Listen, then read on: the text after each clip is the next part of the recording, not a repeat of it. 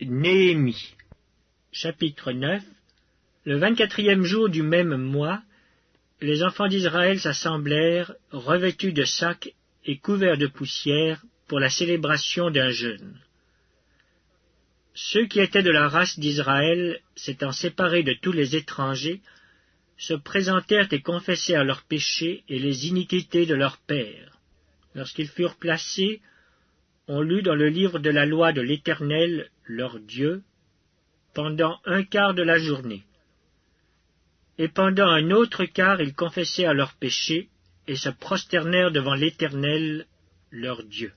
Josué, Bani, Kadmiel, Shebania, Buni, Shérébia, Bani et Kenani montèrent sur l'estrade des Lévites et crièrent à haute voix vers l'Éternel, leur Dieu.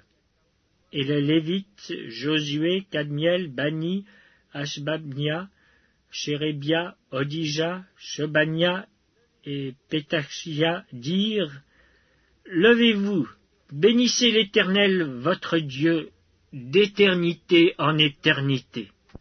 Que l'on bénisse ton nom glorieux, qui est au-dessus de toute bénédiction et de toute louange. C'est toi, Éternel, toi seul qui as fait les cieux des cieux et toute leur armée, la terre et tout ce qui est sur elle, les mers et tout ce qu'elles renferment.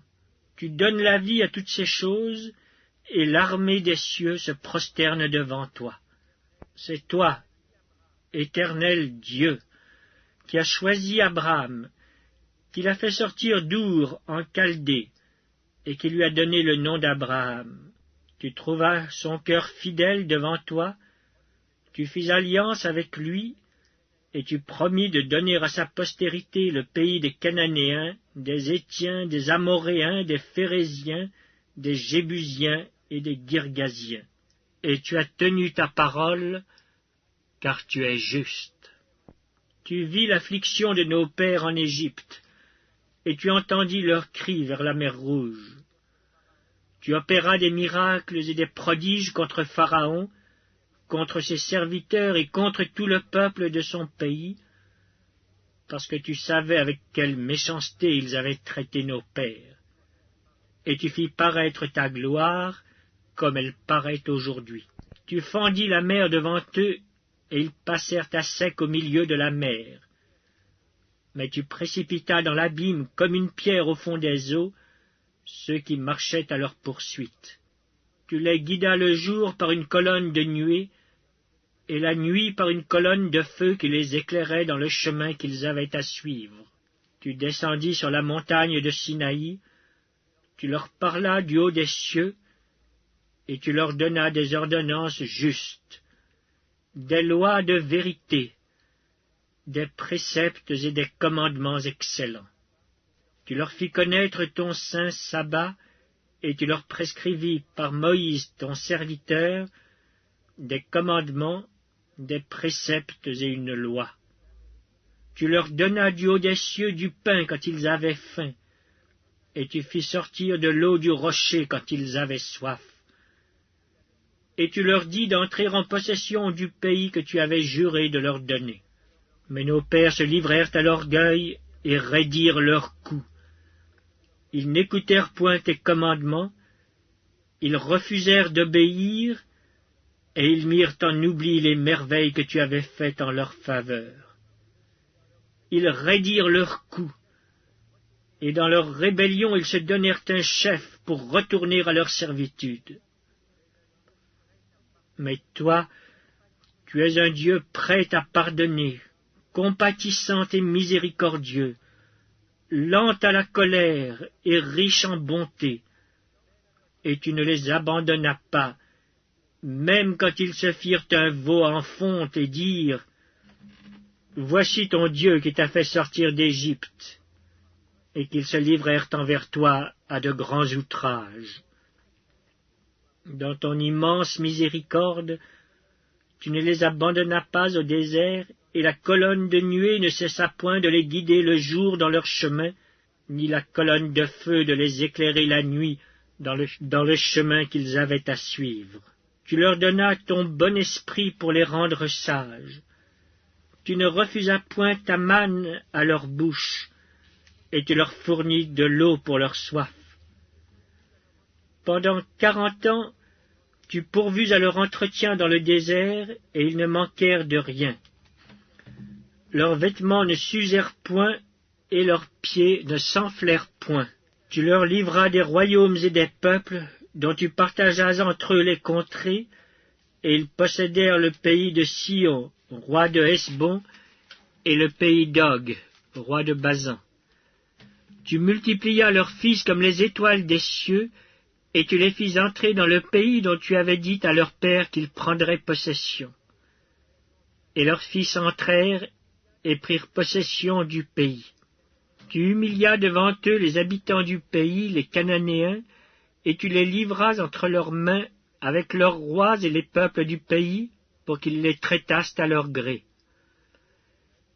Ils devinrent maîtres de villes fortifiées et de terres fertiles. Ils possédèrent des maisons remplies de toutes sortes de biens, des citernes creusées, des vignes, des oliviers et des arbres fruitiers en abondance. Ils mangèrent, ils se rassasièrent, ils s'engraissèrent, et ils vécurent dans les délices par ta grande bonté. Néanmoins ils se soulevèrent et se révoltèrent contre toi. Ils jetèrent ta loi derrière leur dos. Ils tuèrent tes prophètes, qui les conjuraient de revenir à toi, et ils se livrèrent envers toi à de grands outrages. Alors tu les abandonnas entre les mains de leurs ennemis qui les opprimèrent. Mais au temps de leur détresse, ils crièrent à toi, et toi tu les entendis du haut des cieux. Et dans ta grande miséricorde, tu leur donnas des libérateurs qui les sauvèrent de la main de leurs ennemis. Quand ils eurent du repos, ils recommencèrent à faire le mal devant toi. Alors tu les abandonnas entre les mains de leurs ennemis qui les dominèrent. Mais de nouveau ils crièrent à toi. Et toi, tu les entendis du haut des cieux, et dans ta grande miséricorde, tu les délivras maintes fois. Tu les conjuras de revenir à ta loi, et ils persévérèrent dans l'orgueil. Ils n'écoutèrent point tes commandements. Ils péchèrent contre tes ordonnances qui font vivre celui qui les met en pratique. Ils eurent une épaule rebelle. Ils raidirent leur cou, et ils n'obéirent point. Tu les supportas de nombreuses années, tu leur donnas des avertissements par ton esprit, par tes prophètes, et ils ne prêtèrent point l'oreille. Alors tu les livras entre les mains des peuples étrangers. Mais, dans ta grande miséricorde, tu ne les anéantis pas, et tu ne les abandonnas pas, car tu es un Dieu compatissant et miséricordieux.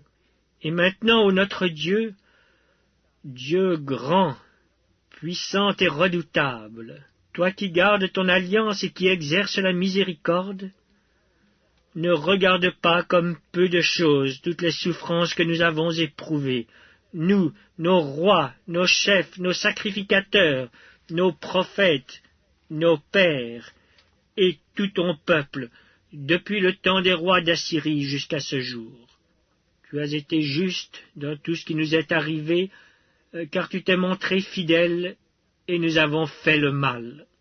Nos rois, nos chefs, nos sacrificateurs et nos pères n'ont point observé ta loi, et ils n'ont été attentifs ni à tes commandements, ni aux avertissements que tu leur adressais. Pendant qu'ils étaient les maîtres, au milieu des bienfaits nombreux que tu leur accordais, dans le pays vaste et fertile que tu leur avais livré, ils ne t'ont point servi, et ils ne se sont point détournés de leurs œuvres mauvaises. Et aujourd'hui, nous voici esclaves.